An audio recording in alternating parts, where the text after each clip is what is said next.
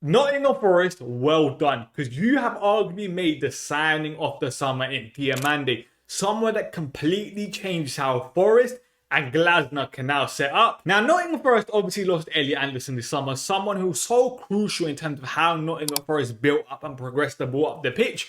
But they've gone about replacing him very smartly. They're not replacing his ball progression by just getting one player. They're getting a variety of different players that can help progress the ball up the pitch. Diomande is one of them, because you guys know Diomande is one of the best centre backs in Europe when it comes to on the ball capabilities, and his ball progression numbers show it. You guys can see the graphic on the screen here. Just look down at the bottom, passes to the final third.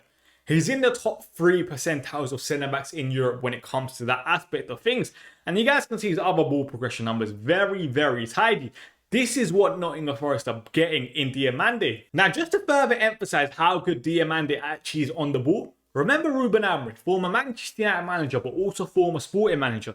He at times had Diomande pushing into midfield, facing his own goal to help with ball progression, because he could trust Diomande on the half turn and his on the ball capabilities in terms of progressing the ball for Sporting.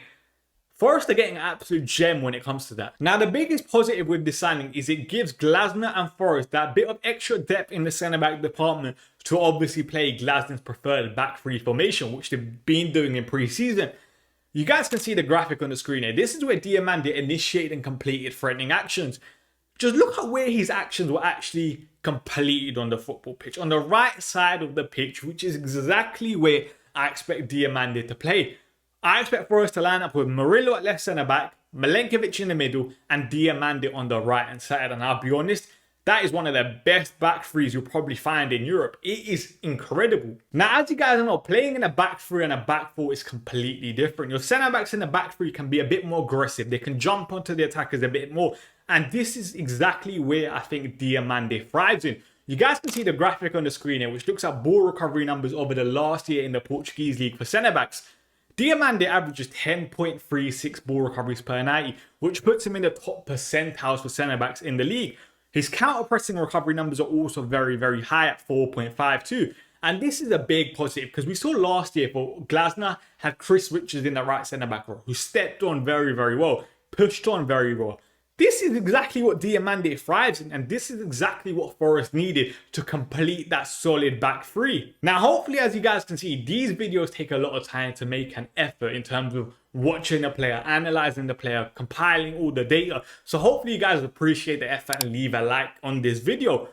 But something that surprised me when I was researching the data between Diomande was how he actually compares to Murillo and Milenkovic. You guys can see the graphic on the screen here, which looks at their defensive numbers over the last year in their respective leagues.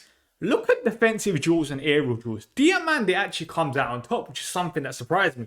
Of course, you could argue the two Nottingham Forest defenders currently play in a much harder league. I can understand it.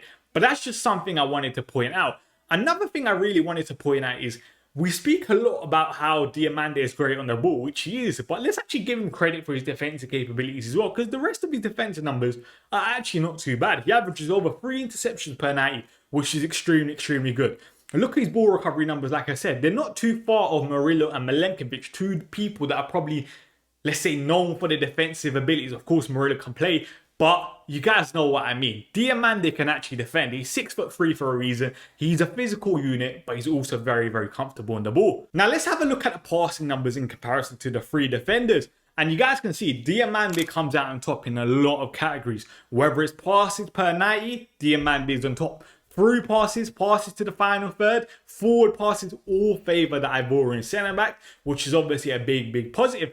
But I just also wanted to give a special shout out to Murillo, because Murillo's passing numbers are actually very, very good. And I'm happy they are, because it actually matches my eye test, because I actually think Murillo is really, really good on the ball. Now, like I said before, this is a statement signing from Nottingham Forest, a signing of real intent in terms of how they see their future over the next couple of years. Because in my personal opinion, Diomande is a Champions League level defender. And what Forest are doing this summer is very smart. They're just upping the technical level of this squad with the likes of Diomande. They've obviously been linked with Tajani Randers in midfield, who improves that even further. Very, very smart. And considering the fact that they have Oliver Glasner, someone that's won European competitions, I wouldn't be surprised if Forest try and aim for that over the next 2 to 3 seasons and succeed. I really like this signing. Let me know down below what you think. And if you guys enjoyed this video, make sure you give it a like and subscribe to the channel.